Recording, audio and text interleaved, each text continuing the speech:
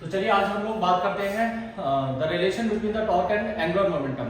ठीक है, अगर एग्जाम के पर्सपेक्टिव से हम लोग देखें तो ये रिलेशन बहुत इंपॉर्टेंट है और यहाँ से क्वेश्चन नीट एंड जेईई में बहुत बार पूछे गए हैं। ठीक है, तो आई होप आपका कॉन्सेप्ट यहाँ पर मैं क्लियर करूंगा।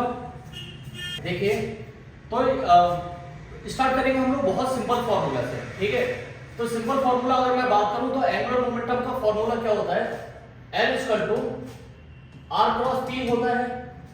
ठीक है, ये एक वेक्टर क्वांटिटी है।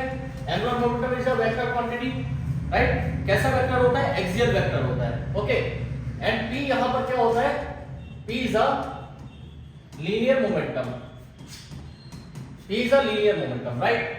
तो P इक्वल टू क्या होता है, P इक्वल टू mv। तो L इक्वल टू क्या होगा, m r क्रॉस b हम लिख सकते हैं। क्या लिख सकते हैं, L equal to m r cross b।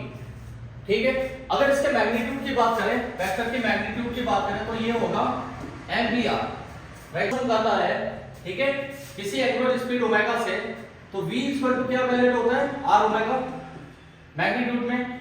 तो यहां पर हम रिप्लेस कर सकते हैं m r omega into r। तो क्या बनेगा, L equal to m r square into omega. अब देखिए मोशन कर रहा है and it is rotating about this axis. इस एक्सिस के अबाउट रोटेट कर रहा है।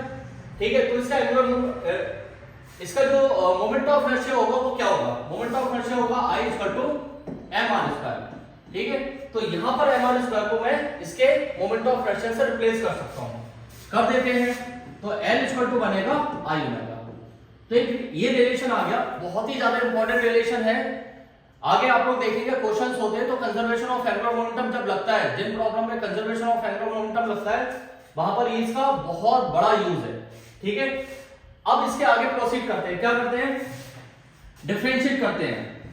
Differentiate with respect to time. Time t के रिस्पेक्ट में इसको डिफरेंशिएट करते हैं। क्या होगा, dl over dt equal to I is a constant. ठीक है, I कांस्टेंट है तो क्या होगा, this is d omega over dt। अब d ओमेगा ओवर dt क्या होता है, this is the rate of change of angular speed. Okay, और rate of change of angular speed क्या होती है, एंगुलर एक्सीलरेशन। तो ये बनेगा I अल्फा। तो dl over dt is equal to I alpha. एक ये रिलेशन आ गया हमारे पास, बहुत ही ज्यादा इंपॉर्टेंट रिलेशन है। बट अभी हमें ये नहीं पता कि dl ओवर dt होता क्या है, मतलब rate of change of angular momentum क्या चीज है। चलिए आगे देखते हैं इसको। तो यहां पर हमें रिलेशन मिल गया dl over dt is equal to I alpha. dl over dt I alpha. देखिए हमारे पास रिलेशन है L का r cross p। Angular momentum क्या होता है, it is a vector quantity. ठीक है, r क्रॉस p होता है। तो यहां पर हम क्या करेंगे, इसको डिफरेंशिएट करेंगे। dl over dt is equal to dr over dt cross p plus r cross dp over dt। ठीक है, अब आप देख रहे हैं अगर कोई ऑब्जेक्ट रोटेट कर रहा है तो क्या होगा, उसका रेडियस फिक्स होगा। रेडियस अगर फिक्स है, रेडियस क्या है r is constant, then dr over dt क्या होगा, dr over dt 0 होगा। If radius r is constant in rotation, then dr over dt is equal to 0, right? होता ही है ये चीज। Then dl over dt क्या बनेगा, r cross dp over dt। अच्छा, तो यहां पर आप लोग जानते हैं, प्रीवियस चैप्टर्स में आपने पढ़ा होगा कि rate of change of linear momentum क्या होता है। Rate of change of linear momentum actual में एक्सटर्नल फोर्स होता है। क्या होता है, dp over dt is equal to external force. dp over dt क्या होता है, एक्सटर्नल फोर्स। सो यहां पर हमारा रिलेशन निकल के आएगा dl over dt rate of change of angular momentum is equal to r cross f। अभी जो r क्रॉस f है ये क्या है, what is this quantity, this r cross f is called torque.